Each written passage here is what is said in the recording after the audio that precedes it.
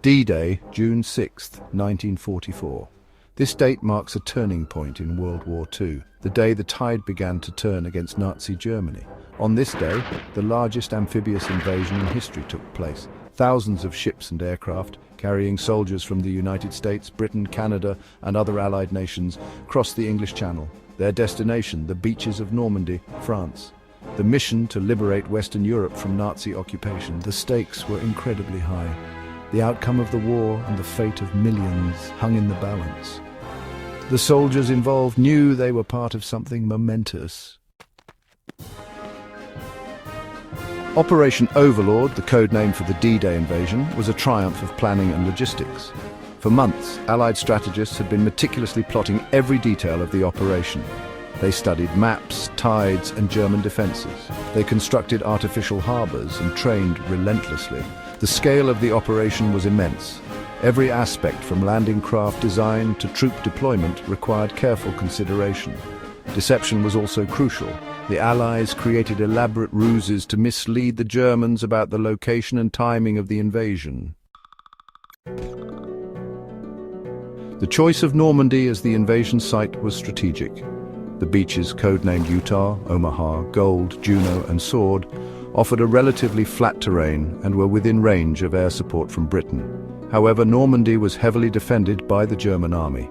The Germans, led by Field Marshal Erwin Rommel, had constructed a formidable line of defences along the coast. Bunkers, machine gun nests, and obstacles littered the beaches, posing a significant challenge to the invading forces.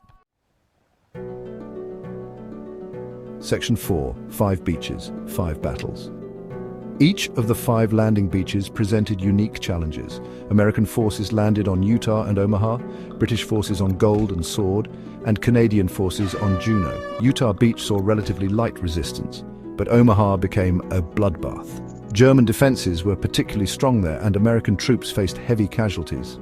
The fighting on Juno, Gold, and Sword was also fierce, but the Allied forces persevered and secured their objectives.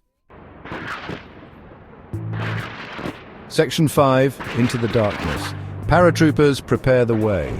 In the pre-dawn hours of D-Day, thousands of Allied paratroopers landed behind enemy lines. Their mission was to disrupt German communications, secure key bridges and roads, and sow confusion amongst the defenders. Navigating through darkness and unfamiliar terrain, the paratroopers faced heavy resistance. However, their courage and sacrifice played a vital role in the success of the landings. Section 6, D-Day, June 6, 1944. As dawn broke on June 6, 1944, wave after wave of Allied troops stormed the beaches of Normandy. They faced a barrage of machine gun fire, artillery, and mortars. The fighting was brutal and chaotic. Yet, despite heavy casualties, the Allies continued to push forward. Their courage and determination, combined with air and naval support, gradually turned the tide. By the end of the day, the Allies had established a foothold in France. Section 7. A turning point. The legacy of D-Day. D-Day was a costly victory for the Allies. Thousands of soldiers were killed, wounded, or captured. However, the invasion marked a turning point in World War II. It established a second front in Europe, relieving pressure on the Eastern Front, where the Soviet Union had been battling the Nazis for years. The liberation of France had begun, and the eventual defeat of Nazi Germany was now within reach. D-Day remains a testament to the bravery and sacrifice of those who fought for freedom.